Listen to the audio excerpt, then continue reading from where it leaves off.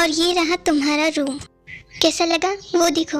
मैंने side table पे पहले से ही तुम्हारी ज़रूरतों की सारी चीज़ें रख दी हैं, लेकिन फिर भी अगर तुम्हें कुछ चाहिए होगा तो मुझसे कह देना, मैं ले आऊँगी। वो रहा तुम्हारा बेड, जाओ। पता नहीं वी ने कुछ खाया भी होगा कि नहीं। एक बार अगर उससे बात हो जाती तो।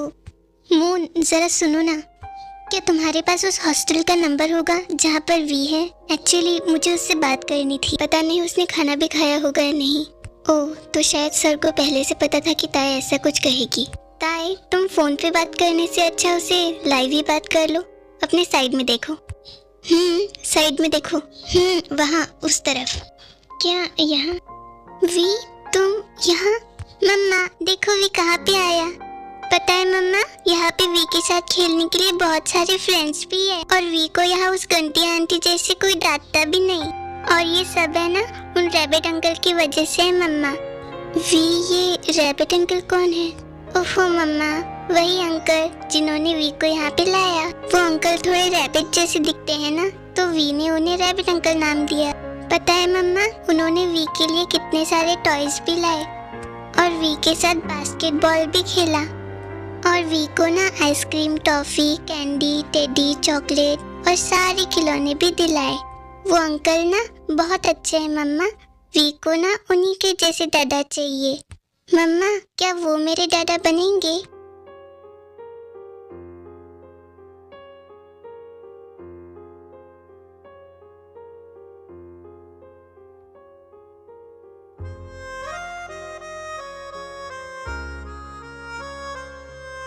फिर से रोना शुरू।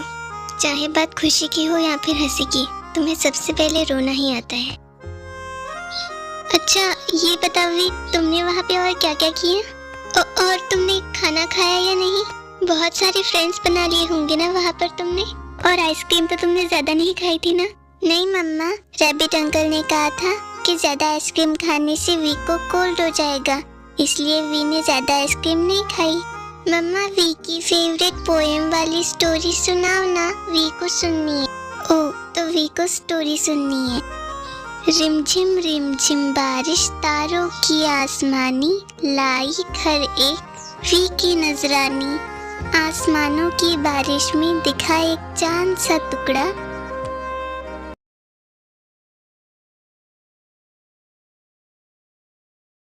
कब से सोने की कोशिश कर रहा हूँ, लेकिन बार बार बस उसका ही ख्याल जहन में आ रहा है।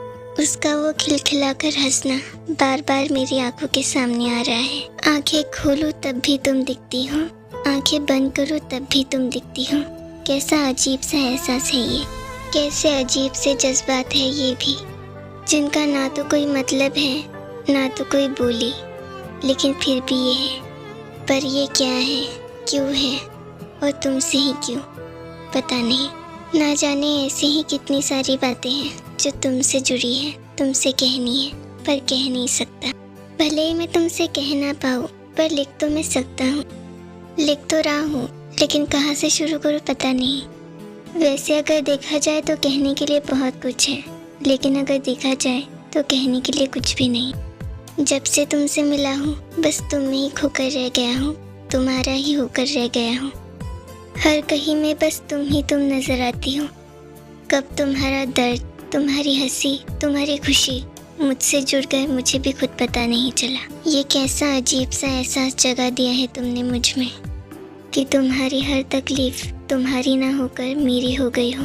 ऐसा लगता है तुम्हारा हर दर्द तुम्हारा ना होकर मेरा दर्द हो, ऐसा लगता है। जब भी तुम्हारी आंखों में एक आंसू देखता हूँ तो दिल करता है कि मिटा दूँ ये दुनिया, ख़त्म कर दूँ ये सब कुछ, ख़त्म कर दूँ हर उस एक इंसान को जो तुम्हारी दर्द की वजह बनता है, तुम्हारे हर एक आंसू की वजह बनता है। दिल तो चाहता है कि दुनिया जहाँ की खुशियाँ बस तुम्हारे कदमों में लाकर रख दो और भूल जाओ इन दुनिया जहाँ के उसूलों को जो तुम्हें दर्द देने से पहले एक बार नहीं सोचती। खुद को इतना बेबस महसूस करता हूँ मैं जब भी तुम्हारी आंखों में आंसू देखता हूँ। इतनी बेबसी मुझे तब भी महसूस नहीं होती जब कोई मुझसे मेरी जान छीन कर ले जाता, जितना दर्द मुझे तुम्हारे आंसुओं से होता है। इतना बेबस, इतना लाचार महसूस करता हूँ मैं खुद को, कोसता हूँ उस पल को जिस पल चाह कर भी मैं तुम्हारे आंसू ना पोंछ पाऊँ।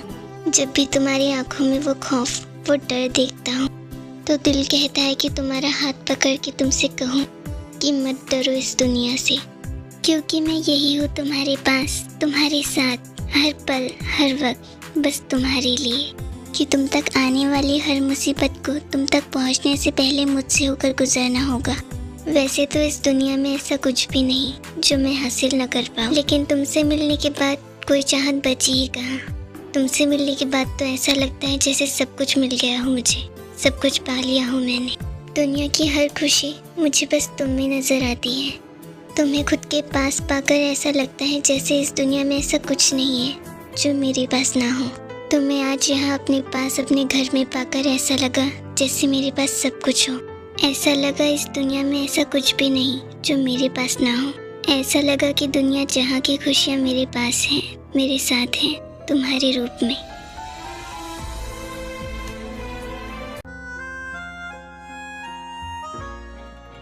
अच्छा, तो क्या हर सुबह वो इतनी जल्दी ऑफिस के लिए निकल जाते हैं? और फिर ब्रेकफास्ट वगैरह, क्या वो सब भी तुम्हारे सर बाहर ही करते हैं? हाँ, क्योंकि घर में तो सर कभी ब्रेकफास्ट वगैरह करते ही नहीं। क्यों? घर में इतने सारे सर्वेंट्स हैं, क्या कोई उन्हें ब्रेकफास्ट भी बना के नहीं दे सकता? अरे नहीं, ऐसी कोई बात नहीं है, पर सर कभी घर में ना तो ब्रेकफास्ट करते हैं, ना लंच, ना डिनर। बस सर का तो काम काम और बस काम ही है, जो उनके लिए ज़रूरी है और इम्पोर्टेंट भी। हाँ, लेकिन फिर भी उन्हें थोड़ा तो अपनी सेहत का ध्यान रखना ही चाहिए। अरे तुम वो सब छोड़ो, पहले ये बताओ ये कहाँ पे रखना है? वैसे काफ़ी खूबसूरत गुलदस्ता है, ये बताओ इसे कहाँ पर रखूँ? इसे तुम एक काम करो, तुम इसे वहाँ पर रख दो। और कुछ अनकही सी मेरे दिल की बातें। चलो, इसे तो यहाँ पे लगा दिया। अब ये बताओ बाकी के गुलदस्ते कहाँ पे लगाने हैं? वो भी मैं लगा दूंगी। आज तो इतना सारा काम है, बाप रे। जरा सुनो, क्या तुम वो ट्रॉली वहाँ से ले जाओगी? मुझे यहाँ पे और भी बुके रखने थे, और वहाँ से वो दूसरी वाली ट्रॉली भी ले आना। ओके, मैं अभी आई।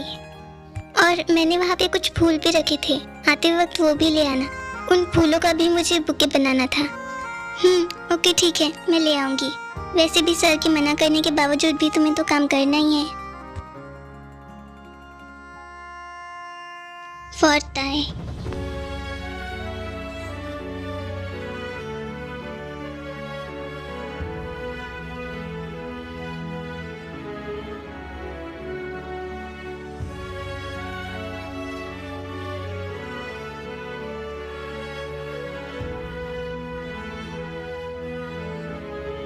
क्या ये लेटर उन्होंने मेरे लिए लिखा है?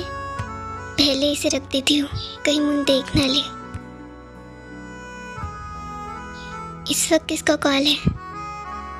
जेके, ये मुझे क्यों कॉल कर रहे हैं, वो भी इस वक्त? हेलो, क्या मिल गई दिल को तसल्ली? कहीं इनको पता तो नहीं चल गया कि मुझे इनका लेटर मिल गया है? हेलो, कहाँ खो गई? हाँ, क्या कहीं भी तो नहीं? आप कहिए, किस बात की तसल्ली? कल रात तुम अपने बेटे से बात कर रही थी ना, तो दिल को तसल्ली तो मिली होगी कि वो ठीक है कि नहीं, वो वहाँ पर ठीक से रह भी रहा है कि नहीं। ओह, तो आपका मतलब उससे था। मैं तो कुछ और ही समझ बैठी थी। कुछ और से तुम्हारा क्या मतलब? और क्या समझी थी तुम? कहीं किसी और ख्यालों में तो नहीं खोई थी जो मैंने तुम्हें डिस्टर्ब कर दिया? हाँ नहीं, ऐसा कुछ भी नहीं है, मैं तो बस ऐसे ही कुछ सोच रही थी। आप बताइए, आपने क्यों कॉल किया था? कोई ज़रूरी बात थी? हाँ, देखा, तुम बातों ही बातों में ऐसे मुझे बातें भुला देती हो। तुम तैयार रहो, मैं अभी बस निकल ही रहा हूँ। इनफैक्ट पहुँच ही गया। मेरे घर पहुँचते हम वहाँ से एयरपोर्ट के लिए निकल जाएंगे, ठीक है? ओके, मैं तैयार रहूँगी। और क्या मेरा मतलब है कि मुझे सामान? अरे नहीं, देखो लगेज वगैरह साथ में बिल्कुल भी मत लेना। हम वहाँ से तुम्हारे लिए कुछ शॉपिंग कर लेंगे, क्योंकि मुझे पता है कि तुम्हारे पास अभी वहाँ पर पहनने के लिए कपड़े नहीं है ना? नहीं, देखो, झूठ बोलने की कोशिश बिल्कुल भी मत करना। हाँ, पर ये बात मुझे कैसे पता? यही ना? देखो, पहली बात तो तुम मेरे घर में रहती हो, तो तुम्हारी ज़रूरतों का ख्याल रखना भी मेरी जिम्मेदारी बनती है, तो तैयार रहना। हाँ, पर मेरी बात। इन्होंने तो फ़ोन भी काट दिया।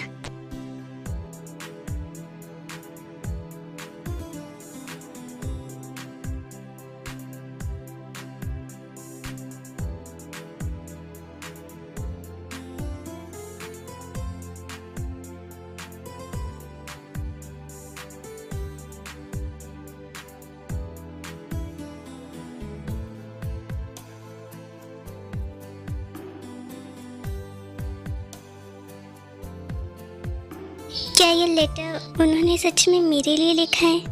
क्या खोल के देखूं? क्या करूं? पढ़ लो क्या?